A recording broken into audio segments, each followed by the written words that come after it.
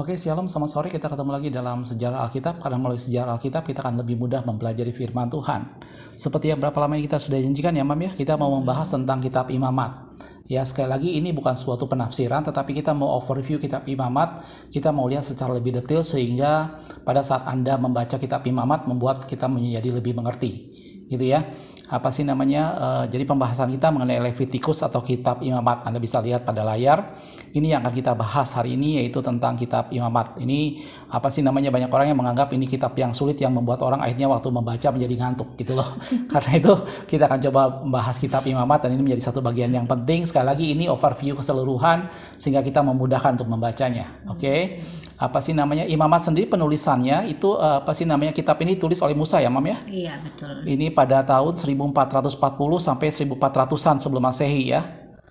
Gitu ya. Ini ditulis oleh Musa pada kisaran tahun ini. Terus apa sih lokasi penulisannya sendiri, dia berada di Gunung Sinai. Jadi pada waktu kalau Anda lihat perjalanan umat Tuhan keluar dari Mesir, gitu ya, kurang lebih di Exodus Keluaran 1:13 berada di sini terus ya. Dan kemudian sampailah di Sinai di bawah sini. Dan disinilah ada Keluaran 19:40, Levitikus, Imamat ini ya. Iya. Di sini ditulisnya dan juga bilangan 1-10 dan selanjutnya ini bilangan ditulis pada perjalanan sampai kembali ke masuk tanah perjanjian. Jadi kitab Imamat itu ditulis pada saat umat Tuhan berada di apa sih namanya, Gunung Sinai ya, pada saat ada di semenanjung Sinai. Itu penulisan kitab Imamat. Oke. Apa sih namanya, kitab Imamat sendiri karena ini terlalu panjang, jadi kita akan bagi menjadi 3 bagian besar saudaraku ya. Jadi part 1 yang hari ini kita akan bahas ini tentang 5 korban persembahan ya, 5 korban persembahan.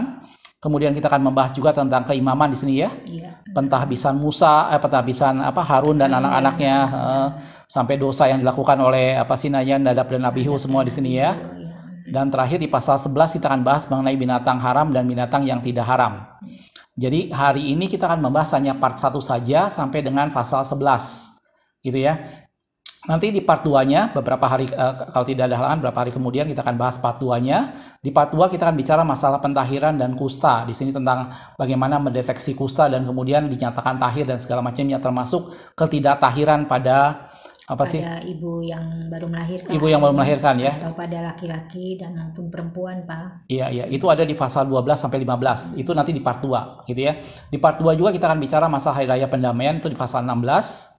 Dan juga tentang kekudusan, ini banyak sekali, kekudusan pernikahan, apalagi tuh kekudusan jemaah Allah, macam-macam ya, kekudusan para imam, semua ada di pasal 17 sampai 22. Itu yang di part 2. Jadi part 2 nanti kita akan membahas 3 bagian ini. Gitu ya. Di part 3 ini adalah sisanya. Yang pertama adalah hari raya, ada di pasal 23, kemudian minyak untuk kaki dian dan roti sajian ada di pasal 24. Kemudian tahun Sabat dan tahun Yobel ada di pasal 25. Berkat dan kutuk di pasal 26 dan terakhir adalah di pasal 27 tentang hal membayar nasar. Itu semua ada di part 3. Jadi ikuti terus video kita dari part 1 ini sampai dengan part 3 nanti. Gitu ya. Jadi kita akan bagi menjadi 3 bagian. Hari ini kita hanya membahas part 1 aja ya, Mam ya? Iya, betul, Pak. Hari ini kita akan membahas part 1 aja, yaitu tentang 5 korban persembahan ini, keimaman dan binatang haram dan binatang yang tidak haram. Tentunya akan lebih baik kalau Anda bisa membacanya terlebih dahulu kitab Imamat pasal 1 sampai dengan pasal 11. Oke. Siap ya, Mam ya? Kita mulai yang pertama mengenai 5 korban persembahan. Dalam Imamat pasal yang pertama sampai pasal yang 7 itu diceritakan banyak mengenai korban persembahan. Ada korban bakaran, ada korban sajian, ada korban keselamatan, ada korban penghapus dosa dan juga ada korban penebus salah ya. Ini ada 5 korban yang sebenarnya intinya dalam perjanjian baru itu semua terfokus pada pribadi Yesus. Gitu ya. Tapi sekali lagi tadi saya sudah bilang bahwa video ini bukan merupakan penafsiran atau penjelasan arti dari kitab Imamat, tetapi lebih banyak overview supaya kita bisa mengenal isi kitab Imamat secara keseluruhan. Gitu ya. Jadi fokus yang pertama kita mengenai 5 offering ini ya, 5 persembahan ini ya. Gitu ya. Kita mulai yang pertama saudaraku mengenai korban bakaran. Oke, silakan, Mam. Iya, Pak. Untuk korban bakaran ini kan tujuannya untuk mengadakan pendamaian, Pak. Ini karena dosa ya, untuk menebus dosa ya. Jadi perdamaiannya dilakukan di beros antar. Terus dia bilang Ini Ini menggunakan korban-korbannya ini Pak. menggunakan yang male animal without Iya. defect ya, tanpa cacat atau bisa juga burung ya. Iya, lembu, sapi atau kambing atau juga tekukur Ya. atau anak burung merpati. Iya, dove or pigeon ya. Ah, Oke, kita lihat lebih detailnya ya mengenai apa sih namanya korban bakaran ini. Oke, jadi binatang yang digunakan tadi apa? Ini tujuannya, ini aturannya ya. Iya. Kita lihat aturannya dulu, Bang. Oke. Gimana aturannya itu? Ya, aturannya itu korban bakaran tuh harus tinggal di atas mesbah pembakaran tuh Hmm. semalaman sampai pagi. Dan api harus apinya nyala harus terus. menyala. Api harus nyala terus ya. Udah gitu terus? Sisa-sisanya, sisa abunya itu harus dibuang di samping mesbah. Hmm, Kemudian nanti setelah udah jadi abu semua, maka imam akan menanggalkan pakaian lenannya, terus mengganti bajunya dan membawa keluar abunya itu keluar perkemahan, Pak. Oh, jadi ini tata cara mereka melaksanakan korban bakaran Iya, ini. Oke. Ini tata caranya terus mengenai apa sih namanya bahan yang digunakan tadi untuk ternak itu tadi ya. Iya, Lembu, sapi gitu ya. kambing, Domba ya. kemudian Dia harusnya harusnya- jantan dan tidak bercela, Pak. Jantan tidak bercela dan kemudian terkukur dengan anak burung merpati ya, Iya, ini yang lihat kalau dari gambar yang tadi ya. ke- Oke, terus sudah gitu prosedurnya adalah mereka Prosedurnya nanti mereka akan mempersembahkan ke depan pintu kemah pertemuan, dibawa ke Pak. perkemahan dulu ya. Oke. Kemudian Terus sampai di sana mereka akan meletakkan tangan meletakkan tangan ya. di atas kepala korban tersebut. Hmm. Kemudian disembelilah korban tersebut ya. Hmm. Nah, kemudian nanti Imam Harun dan anak-anaknya itu akan Mengulitinya. mengulitinya. Oke, Ya. tujuannya itu tadi ya untuk mengadakan perdamaian dari dosa yang mereka sudah buat ya.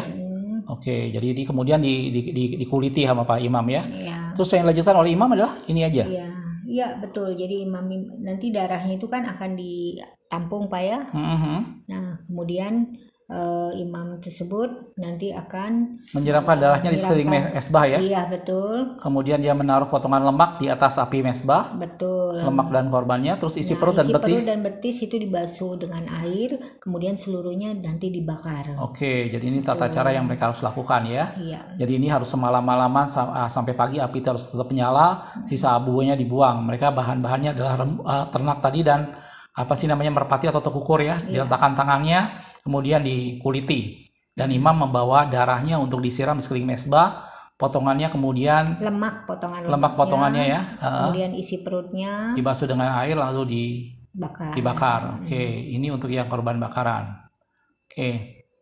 Oke, berikutnya adalah korban yang kedua adalah offering yang kedua adalah korban sajian. Ya, Iya. korban sajian atau bisa dibilang juga orang dengan apa tuh namanya grain offering ya. Iya, Iya, ini lebih banyak merupakan sebuah persembahan kepada Tuhan ya. Iya, betul. Gitu ya. Dia ada beberapa kombinasi di sini alat-alat apa sih bahan-bahannya, ada yang dari apa sih tepung terbaik ya, dengan Pak ya. minyak di sini ya, dengan ada Harus menuangkan minyak serta membubukkan kemenyan. kemenyan ya, frankincense sama ini ada garam juga ya. Terus di sini ada yang kedua adalah roti yang tak beragi. Roti bundar yang tidak beragi. Nah, Ditambah diolah dengan minyak lagi atau roti tipis juga bisa. Oke, coba kita lihat penjelasannya lebih detail ya untuk yang korban sajian. Oke, jadi korban yang sajian ini adalah apa sih namanya bahan yang digunakan tadi ya, tepung yang terbaik, menuangkan minyak di atasnya atau roti yang dibakar atau ya, roti bundar Roti tadi ya. bundar atau roti tipis yang tidak beragi diolah dengan minyak. Kemudian bisa juga dari hulu hasil. Hulu hasil itu berarti apa sih namanya hasil pertama ya? Bulir gandum yang dipanggang, terus emping gandum yang baru dibubuhi dengan minyak dan ditaruh kemenyan di atasnya. Selalu taruh kemenyan ya. Iya, betul. Jadi ini adalah bahan-bahan yang digunakan. Kemudian mereka membawa ini semua kepada imam. Iya, Dia bawa kepada imam. Ini sifatnya sukarela ya. Jadi sifatnya korban sajian. Kemudian jadi nanti imam akan mengambil segenggam dari korban tersebut, kemudian membakarnya. Sisanya itu akan diberikan kepada Harun dan anak-anaknya. Oh, jadi imam hanya mengambil segenggam aja, kemudian membakarnya, dan sisanya baru diberikan kepada anak-anaknya. Terus ini sisa roti yang sisa dimakan sebagai roti tidak beragi untuk Harun dan anak-anaknya yang tadi ya, sisanya gitu ya. Jadi ini sisanya memang dimakan. Imam hanya mengambil segenggam aja untuk dibakar. Betul. Oke, itu yang korban yang kedua yaitu korban sajian. Pasal-pasalnya Anda bisa lihat sendiri saudaraku dari pasal pertama sampai pasal 7. Jadi kita langsung rangkum aja. Kurang lebih kalau nggak salah di korban sajiannya dari pasal kedua ya. Pasal 2. Iya, oke. Kita lanjut korban yang ketiga. Korban keselamatan. Itu adalah korban keselamatan atau istilahnya tadi adalah peace offering ya. Oke. Nah, korban keselamatan ini apa aja, Mam? Ininya apa? Korbannya itu berupa lembu jantan atau betina, Pak. Nah, kalau tadi kan lembu jantan ini aja ya. Untuk korban syukur ya. Betul. Ini untuk korban syukur ya. Benar, itu untuk korban syukur lembu jantan atau betina atau kambing. Ya. Semuanya korban syukur sama korban nazar sama bahannya. Ya. Perbedaan nanti di seremonialnya ya. Perbedaannya kalau itu berupa korban syukur, maka dagingnya dimakan pada saat hari dipersembahkan, tidak boleh ditinggal sampai pagi, Pak. Oh, ini kalau korban syukur mereka harus makan semua pada hari itu, nggak boleh tinggal sampai pagi. Boleh ditinggal sampai pagi. Oh, ini tentunya beda dengan korban nasar atau sukarela ya. Iya. Ini bilang dagingnya boleh disisakan sampai pagi sampai hari ketiga malah. Oh, gitu. Nah, kalau masih bersisa itu harus dibakar. Harus dibakar. Oke. Jika dimakan maka itu apa sih namanya? Tuhan tidak berkenan dan korban dianggap batal. Betul. Oh. Jadi kalau korban syukur dia pada hari itu harus dihabiskan sampai pagi, jangan sampai ditinggal ya. Iya, betul. Bahkan kalau korban nasar boleh ditaruh sampai hari ketiga, sisanya harus apa sih namanya dibakar, kalau masih ada sisa nggak boleh dimakan lagi. Oke. Itu bedanya syukur dengan korban nasar atau sukarela. Ini korban keselamatan ya, peace offering. Iya. Oke, terus udah gitu? Iya. Tata caranya dia lembu jantan betina ini dibawa ke pintu perkemahan. Pintu kemah pertemuan ya Pak ya. Mereka tidak boleh masuk ke dalam pelataran ya. Jadi orang yang mau melakukannya hanya bisa membawa sampai ke pintu. Nanti dari pintu masuk ke pelataran itu dilakukan oleh para imam ya. Jadi mereka hanya bisa membawa sampai ke pintu perkemahan terus. Kemudian orang yang mempersembahkan itu harus meletakkan tangan gitu ya, di atas kepala korban dan menyembelihkannya gitu ya. Terus udah gitu imam menyiramkan darahnya di sekeliling mezbah, lemaknya dibakar. Kedua buah pinggang dan lemak yang melekat umbai hati dibakar di atas mezbah korban bakaran. Sedangkan bagian dada untuk Harun dan anaknya. Oh, jadi apa sih namanya bagian-bagian lain semua dibakar. Harun sama anaknya mendapat hanya bagian dada saja ya. Sama paha kanannya juga, Pak. Oh ya, paha kanannya untuk anak Harun yang mempersembahkan darahnya ya, darahnya tadi ya. Karena darahnya nanti disiramkan ya. Iya. Nah, jadi anak Harun yang mempersembahkan darah yang disiramkan tadi dia berhak atas paha kanan. Betul. Hampir sebagian besar kalau Anda baca kitab imamat, dada dan paha kanan itu selalu menjadi bagian Harun dan anak-anaknya gitu ya, Mam ya. Iya. Secara umum polanya hampir sama gitu ya. Cuma ada sedikit perbedaan yang apa sih namanya berbeda sedikit-sedikit kayak tadi ini korban syukur sama nasar, bedanya kalau yang syukur dia harus dimakan pada hari itu juga nggak boleh ditinggalkan. Sedangkan kalau korban sukarela atau korban nasar dia boleh ditinggalkan tapi sampai hari ketiga gitu ya. Dan setelah itu sisanya harus dibakar. Itu untuk korban keselamatan atau peace offering gitu ya. Terus untuk berikutnya adalah korban penghapus dosa ya, penghapus dosa atau sin offering ya. Ini dilakukan untuk menebus dosa yang dilakukan. Ini ini sangat bergantung pada siapa yang melakukannya ya. Betul, Pak. Ini nanti paling panjang penjelasannya ya. Benar, Pak. Penghapus dosa ini karena bisa aja yang berdosa di sini adalah priestnya, imamnya, bisa aja seorang tokoh masyarakat. Ya, nanti kita lihat penjelasan satu-satu. Setiap perbedaan orang yang berdosa maka perbedaan beda juga tata caranya sampai dengan pada ini ya, sampai tepung juga ya. Jadi betul, ini sin offering ini paling banyak tergantung siapa yang melakukannya. Kita akan lihat satu-satu. Oke. Jadi untuk menghapus dosa sekarang kalau imam yang berdosa. Iya, kalau imam yang berdosa ya Pak ya, maka mereka harus mempersembahkan korban lembu jantan muda. Lembu jantan muda yang tidak bercela. Ya. Ini pasti relatif jantan dan tidak bercela itu pasti ya. Iya. Oke, lembu jantan muda yang tidak bercela. Oke, iya. Kemudian nah, imam yang berdosa tadi itu harus membawanya ke pintu kemah pertemuan. Kemudian dianya akan meletakkan tangannya di atas korban, kemudian disembelih, ya. Kemudian diambil darahnya. Oh iya, dibawa darahnya itu dibawa ke dalam kemah pertemuan, Pak. Korbannya dibawa ke dalam kemah pertemuan, disembelih, terus imam mengambil sebagian darahnya ya. Iya. Dibawa ke dalam kemah, mencelupkan jarinya ke dalam darah. Betul. Oke, memercikan 7 kali di depan tabir. Kemudian membukukan sedikit darah pada tanduk mezbah ukupan. Iya. Oh, ini di depan tabir ini berarti tabir pembatas antara ruang suci dan ruang maha suci ya? Iya. Iya, tirai di sana kan? Jadi ini mereka sampai di ruang kudus ya, ruang suci ya? Iya, sampai ruang suci. Jadi dia membersihkan 7 kali di depan tabir tadi dan kemudian sedikit darah pada mezbah ukupan tanduknya ya. Kemudian dicurahkan di bawah mezbah korban bakaran sisa darahnya. dibawa keluar lagi kan. Dibawa keluar lagi ya. Jadi ini kalau imam yang melakukan dosa maka dia harus membawa lembu jantan muda yang tidak bercela, kemudian disembelih dan kemudian dia melakukan tindakan-tindakan seperti tadi, dibawa, dicelupkan jarinya, percikan di depan tempat tabir dan kemudian dioleskan pada tanduk mesbah ukupan. Sisanya dicurahkan di bawah korban bakaran ya. Kemudian di sini lemak dan buah pinggang dan lemaknya umbai hati dibakar. Itu di mesbah korban bakaran. Kulit daging kepala, betis, kulit daging kepala, betis dan kotoran dibawa keluar perkemahan. Gitu ya, ke tempat pembuangan abu dan dibakar habis. Oh, berarti ini dibakar di luar berarti ya. Berarti dibakar di luar perkemahan. Yang dibakar di mesbah perkemahan, di mesbah korban bakaran hanya lemak, dua buah pinggang dan lemaknya dan umbai hati. Itu yang dibakar di dalam mesbah korban bakaran. Sisanya dibawa keluar dan dibakar di luar dan dibuang ke tempat abu. Itu yang dilakukan kalau misalnya seorang imam yang berdosa apabila dia melakukan korban penghapus dosa. Cukup lumayan ribet saudaraku ya. Jadi ini memang menjadi sesuatu yang aturan yang sangat kaku, yang mengikat gitu ya. Nah sekarang apa sih namanya korban penghapus dosa yang dilakukan oleh orang lain selain daripada imam? Berikutnya adalah ini adalah yang dilakukan oleh segenap umat gitu ya. Oke, di sini sama korbannya lembu jantan muda yang tidak bercela relatif gitu ya. Dia juga dibawa, tetapi para tua-tua yang meletakkannya ya. Kalau tadi imam yang bersangkutan ya. Kalau ini para tua-tua yang meletakkannya kemudian disembelih juga sama persis. Nah, kemudian imam mengambil sebagian darah ke dalam. Oh, ini hampir sama ya. Sama juga. Mencelupkan jarinya, memercikan 7 kali di depan tabir. Sorry, ini tabir harusnya.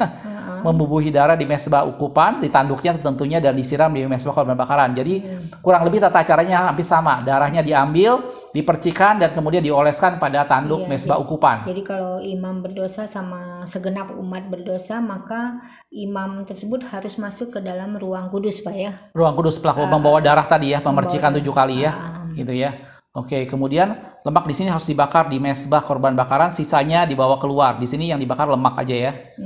Oke, ini kalau segenap umat yang berdosa. Oke, masih korban penghapus dosa atau sin offering.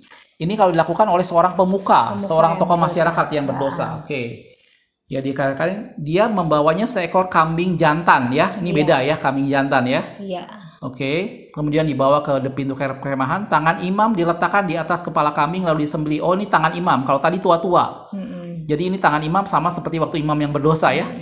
Gitu ya. Tapi ini imam yang melayani ya Pak? Imam yang melayani, betul-betul. Oke, darahnya diambil sedikit dengan jari lalu dibubuhkan pada tanduk mesbah korban bakaran. Nah, ini yang tidak masuk ke dalam tidak dibawa sampai ke ukupan ya, tidak sampai ke tanduk mesbah ukupan dan tidak dipercikan di depan 7 kali depan tabir ya.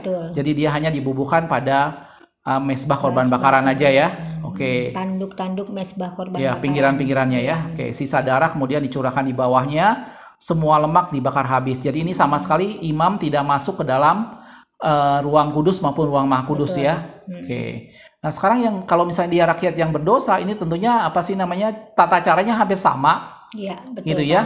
Hampir sama tata cara ininya. Tetapi yang di sini boleh ada pilihan korbannya ya.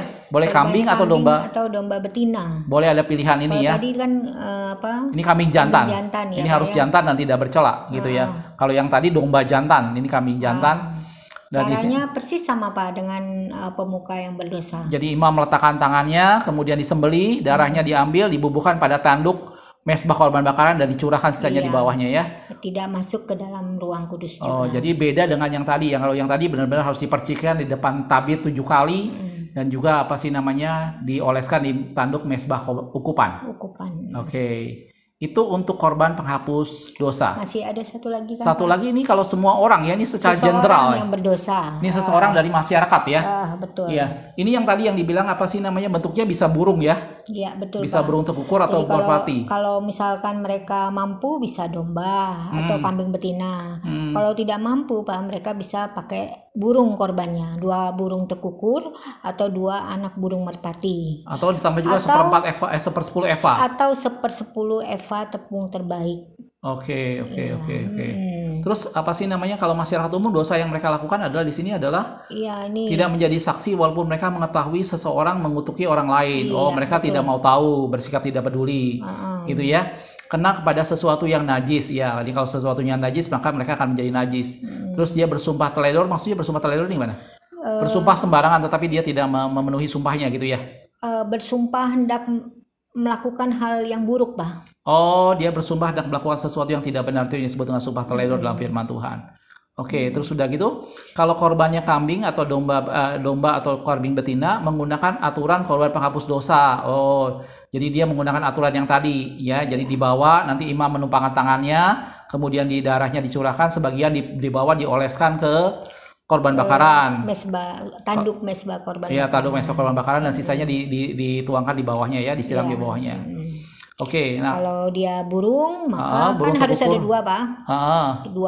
Dua ekor.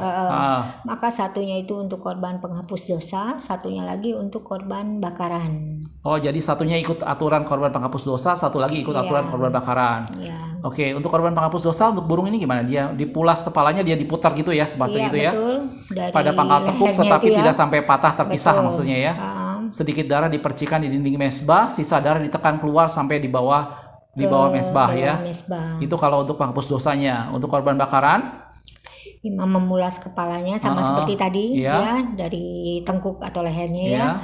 Kemudian mencabik pada pangkal sayapnya tetapi tidak sampai terpisah. Oh, jadi dia dikoyak gitu ya, tetapi nggak sampai lepas. Oke, tidak sampai terpisah. Membakarnya dibakar, darahnya ditekan keluar pada dinding mesbah. Tembolok dan bulu dibuang di tempat abu. Oh, tembolok dan bulu tidak boleh dibakar ya, harus dibuang tempat abu. Untuk tepung nih yang 1/4 eva tadi, 1/10 eva. 1/10 eva ya, Pak ya.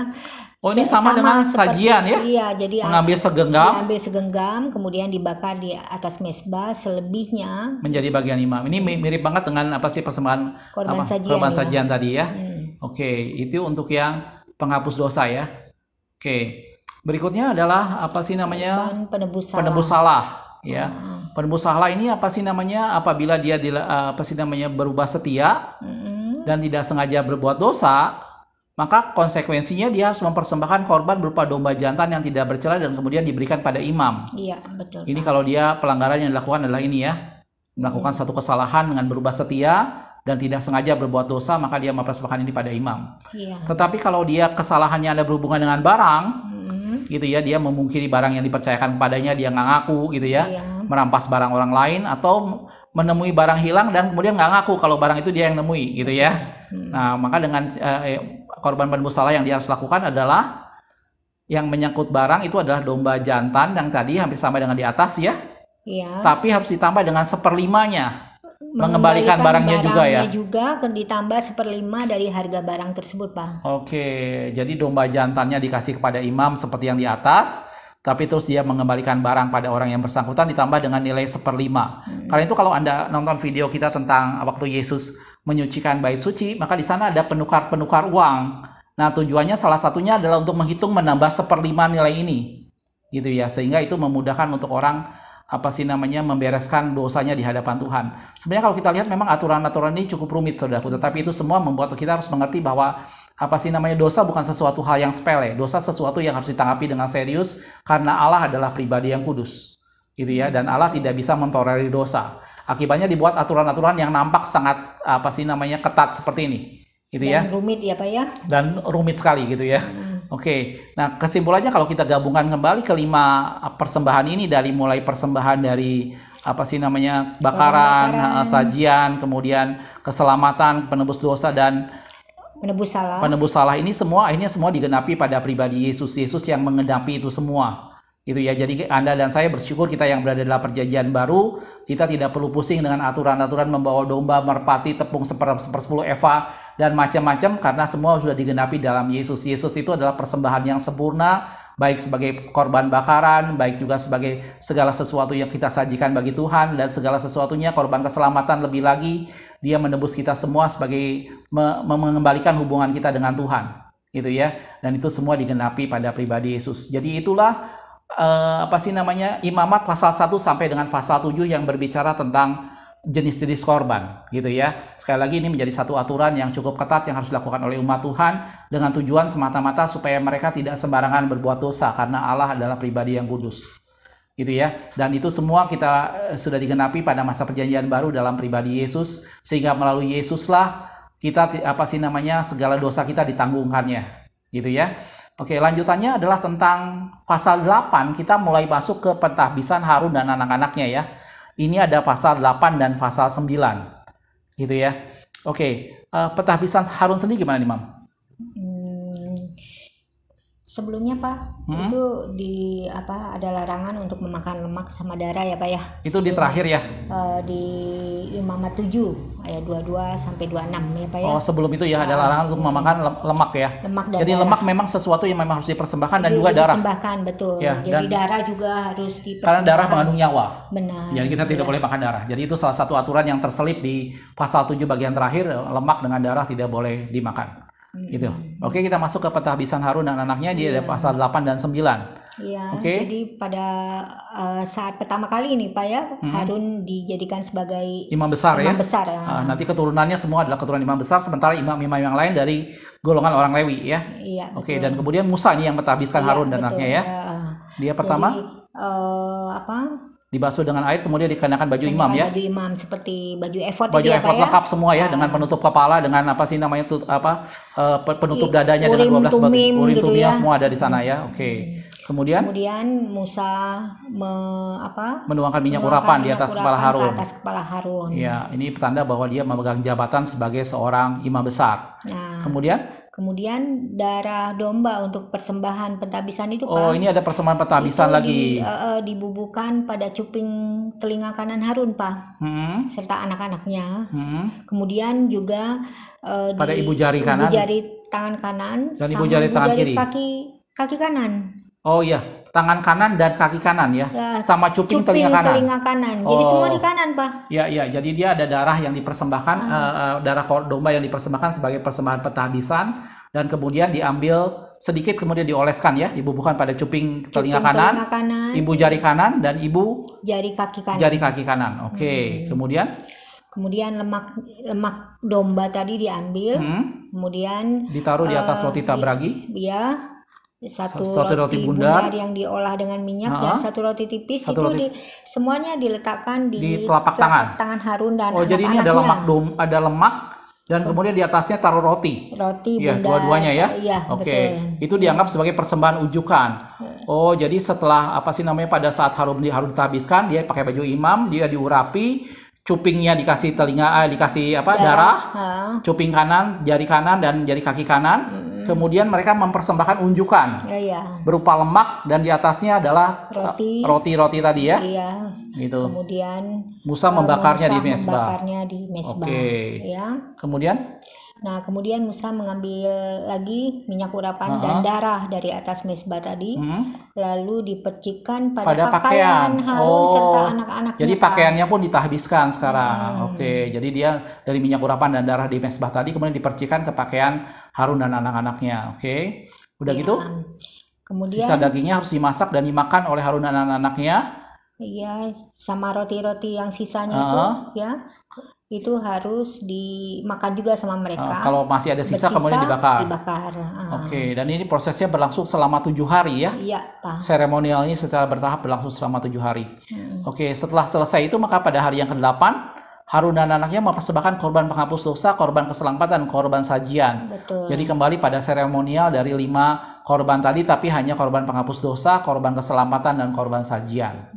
Gitu ya, itu dilakukan oleh Harun dengan anak-anaknya. Jadi proses pentahbisan menjadi sesuatu hal yang cukup banyak banyak tahapan-tahapan yang mereka harus lalui. Waktu yang zaman Hizkia juga waktu pentahbisan bait suci itu Pak ya. Oh, itu memakan waktu cukup lama. Akibatnya Paskah sempat tertunda. Benar gitu ya, karena waktu itu bait suci kembali ditahbiskan gitu ya. Sampai di sini pakaian Harun pun akhirnya dengan anaknya diperciki dengan darah ya. Iya, betul. Gitu ya.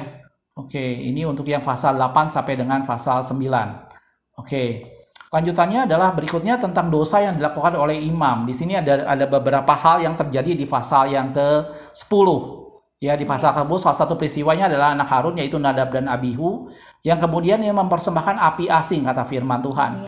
Gitu ya, dia mencoba membakar ukupan tetapi dengan tidak sesuai dengan aturan dan kemudian Allah menghukum mereka ya. Iya. Ini Nadab dan mereka meninggal, Pak. Oke, Nadab dan Abihu ini ya.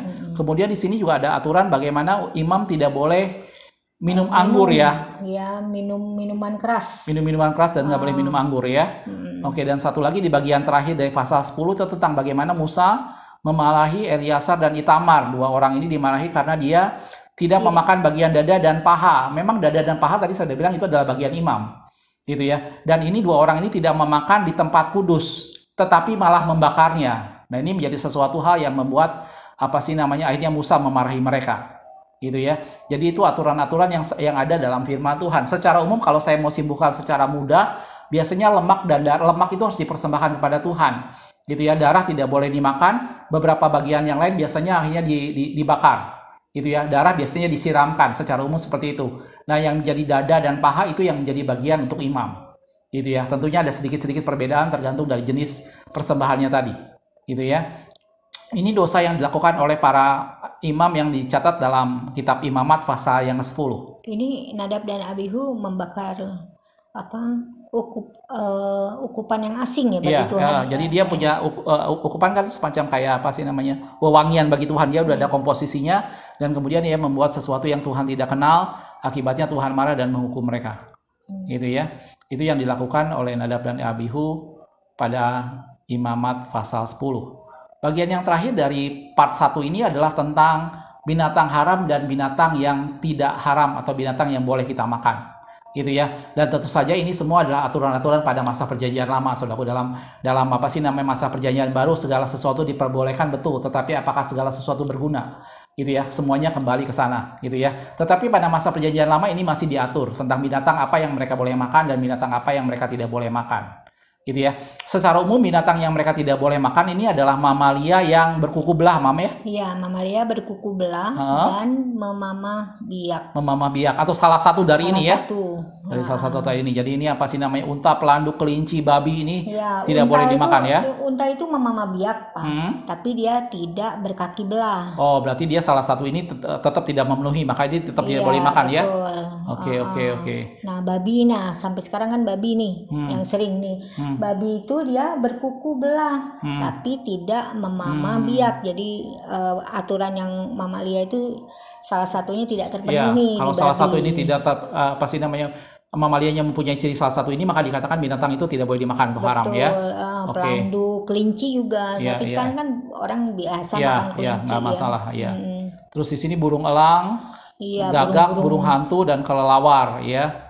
Ini pada zaman itu tidak boleh. Terus binatang merayap dan bersayap berjalan dengan 4 kaki. Binatang merayap berarti reptil ya. Kalau di sini nih kayak misalnya bunglon, oyster ini ya gitu, nggak boleh semua. Ini kelelawar juga nggak boleh gitu ya. Oke. Terus tikus dan kodok juga nggak boleh dimakan. Jadi kalau Anda penggemar suike, bersyukur kalau Anda lahir dalam masa perjanjian baru. Karena kalau Anda lahir dalam masa perjanjian lama, kita tidak boleh makan kodok, saudaraku. Gitu ya. Oke, terus sudah gitu. Yang tidak boleh juga di sini adalah ikan yang tidak bersisik ya. Semua yang hidup dalam air yang tidak bersisik. Yang tidak bersisik, contohnya adalah lele ya. Betul. Ya, sekali lagi kalau Anda penggemar pecel lele, bersyukur kita lahir pada masa perjanjian baru, semua sudah digenapi pada pribadi Yesus.